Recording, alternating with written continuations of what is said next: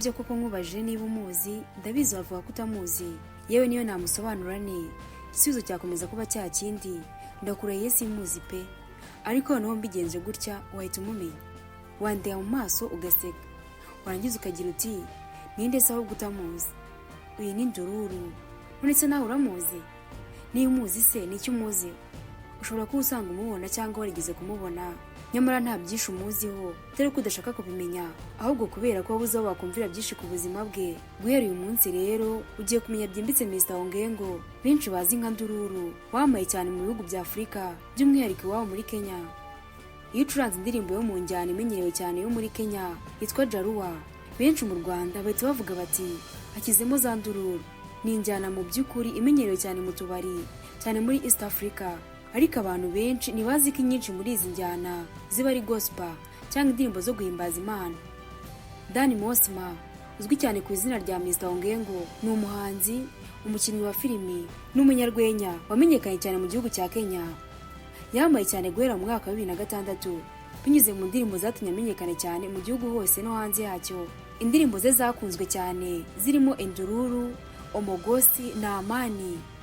Izi ndirimbo zagaragaje cyane umuco w'abagisi kandi zatumye akundwa cyane n'abantu benshi. Mu minsi ya vuba Dani Mosima yarangije urugendo rw'ibitaramo rwamaze amezi 2 muri Leta Zunze Ubumwe za Amerika aho yataramiye abanyafurika baba muri diaspora. Uretse ubuhanzi Dani Mosima akora no kuri radio yitwa ESE FM ikorera i Nairobi mu gihugu cya Kenya.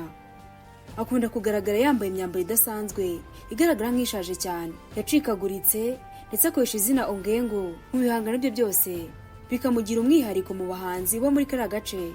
Dani Mosima akomoka mu bwoko bw'abagisi bumwe mu bwoko bugize igihugu cya Kenya.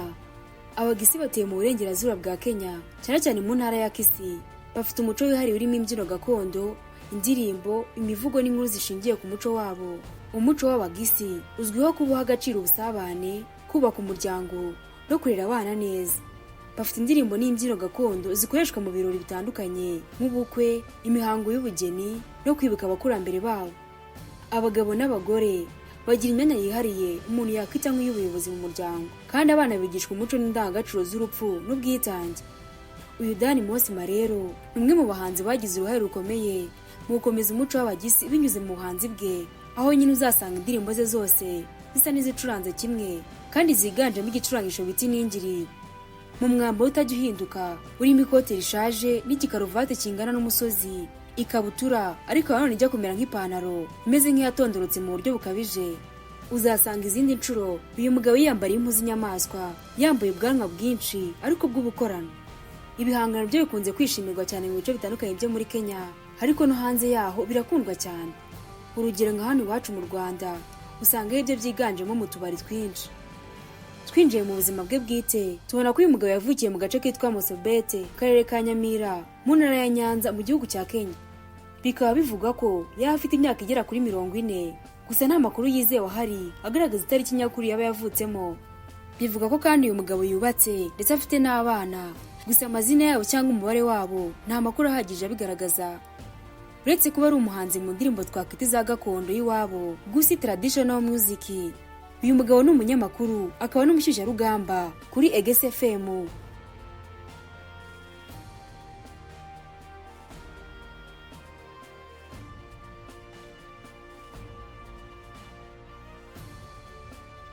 No kuri RYA Media Service, ndetse kandi akaba afite studio ye tunganyirizamo umuziki we yitwa Damu Production.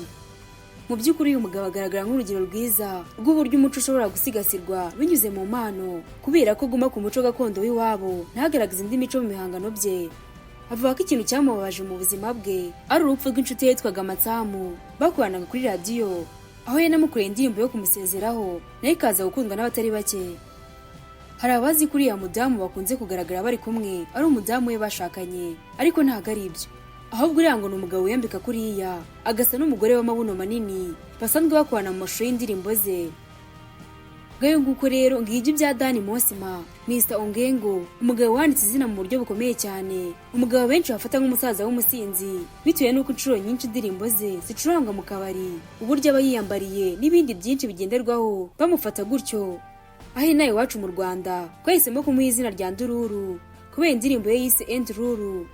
ibyo rero reka tubisubikire hano. Mbonera no kugushimira ko wabanye natwe kandi nkwitsa gukanda subscribe kugira ngo twemeze kubana mu biganiro tubagezaho umunsi ku munsi. Nge wumvaga nitwa Jo 12 naho ubutaha Imana ibarinde.